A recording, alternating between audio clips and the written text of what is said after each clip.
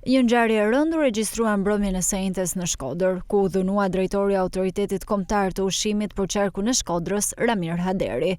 Sulmi ndodhi rreth orës 21:30 minuta në lagjen Fari Ramadani, e njohur ndryshe si zona e Rusit, teksa Haderi po kthehej drejt banesës së tij. Sipas burimeve, drejtori i AKU është goditur me sende të forta nga një person ende i pa identifikuar, i cili më pas është larguar me shpejtësi nga vendi i ngjarjes. Si pasojë e goditjes, Haderi ka pasur dëmtime në pjesën e vetullës, duke marrë me një herë ndihmë mjekësore në Spitalin Rajonal të Shkodrës. Mësohet se ai u nënshtrua ekzaminimeve të plota mjekësore, përfshirë edhe skanerit, për të verifikuar gjendjen shëndetësore pas sulmit. Në dëshminë e dhënë para grupit hetimor, Haderi ka deklaruar se nuk ka mundur të identifikojë autorin e sulmit, pasi në momentin e ngjarjes ishte duke folur në telefon. Ishte duke ecur dhe duke folur në telefon, kur një person doli nga një rrugicë dhe më goditi me një send të fortë që kishte në dorë. Nuk arrita që ta shoh sepse po flisja në telefon dhe u largua me shpejtësi, ka deklaruar ai para hetuesve.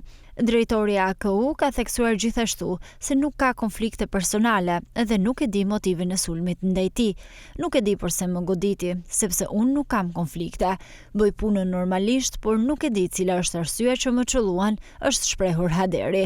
Pas ngjarjes, policia e Shkodrës ka nisur menjëherë hetimet për zbardhjen e plotë të rrethanave dhe identifikimin e autorit. Uniformat blu kanë sekuestruar kamerat e sigurisë në zonën ku ndodhi sulmi, ndërsa po punohet për të rindërtuar itinerarin e lëvizjes së autorit para dhe pas ngjarjes.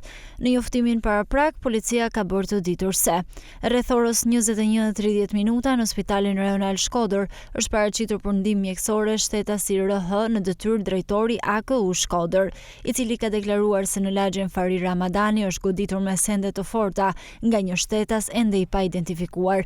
Grupi hetimor në drejtimin e prokurorisë po punon për sqarimin e rrethanave të rastit, identifikimin dhe kapjen e autorit. Burimet pranë grupit hetimor bëjnë me dije se një nga pistat kryesore ku po përqendrohet hetimi lidhet me detyrën e Haderit në krye të AKU Shkodër, institucion i cili ka në fokus kontrollin e sigurisë ushqimore dhe inspektimin ndaj subjekteve tregtare. Megjithatë, hetuesit nuk përjashtojnë as pista të tjera deri në zbardhjen e plotë të ngjarjes.